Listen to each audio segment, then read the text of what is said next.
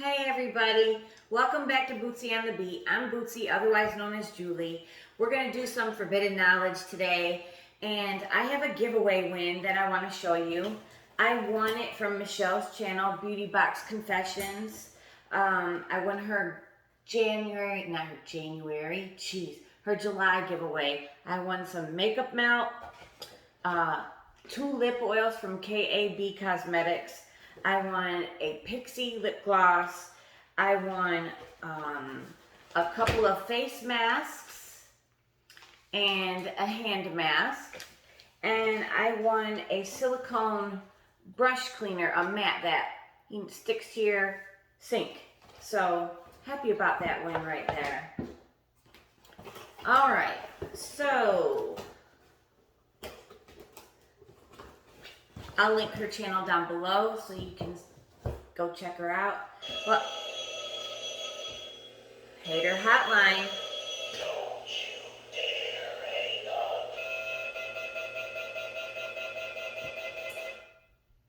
Hater Hotline, this is Bootsy on the Beat. How can I help you? Renee. Okay. Good evening, Renee. Who you hating on? Oh, really? On your TikTok? Yes. I don't know why people can't let you just be great. Why can't people just let us be great?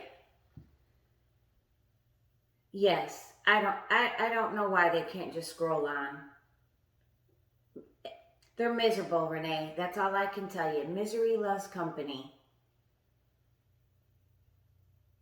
Just chin up and keep on posting. Yes, I'm going to pass it along. I'll let everybody know. Thank you for calling.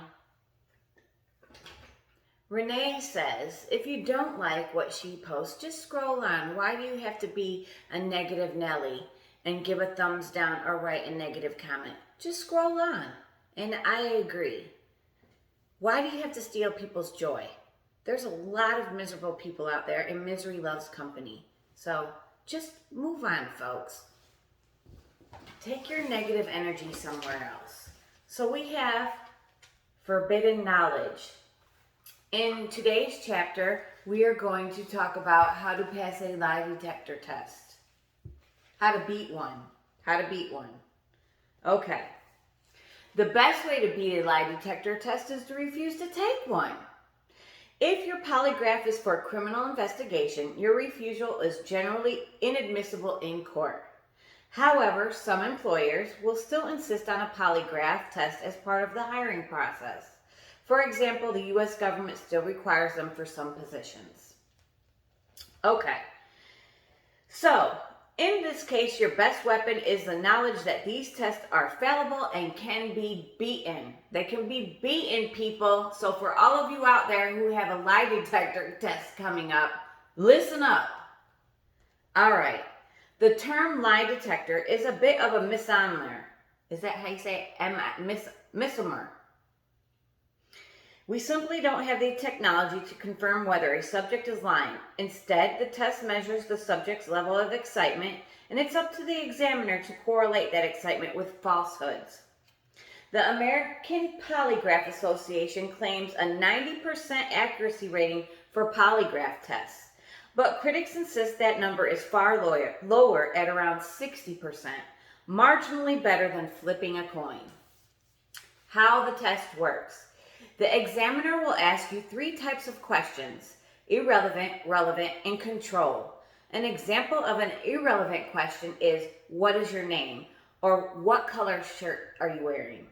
The relevant question pertains to an issue in question, like, did you steal the money? Or have you taken illicit drugs? These questions will elicit an emotional response, such as a raised blood pressure, pulse, sweat response, and breathing, all of which are measured by the polygraph machine. This response will be compared to readings taken when you answered the control questions. These will induce a mild emotional response but aren't relevant to the investigation, such as, have you ever lied to your parents? Or have you broken the speed limit this week? The examiner is looking for response patterns for answers that are known to be true. to compare them to patterns for answers that could be false. Don't be dominated by the examiner. The average polygraph test lasts about 3 hours. Wow.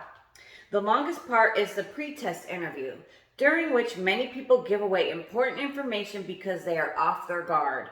During this period, the examiner will try to convince you that the polygraph cannot be beaten and will try to induce feelings of guilt. Don't succumb to these tricks. Fake your responses.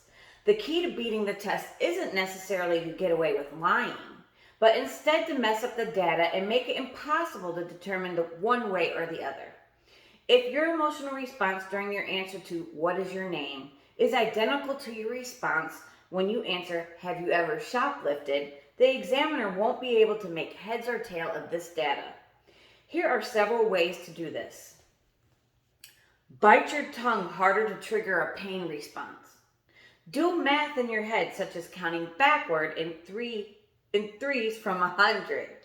Think of something that makes you frightened. Alter your breathing rate. Tense your sphincter muscle. Never make a relevant admission. This may seem obvious, but remember that the machine cannot detect lying, only your physiological response, so don't admit to anything. The examiner can only work with what you tell him.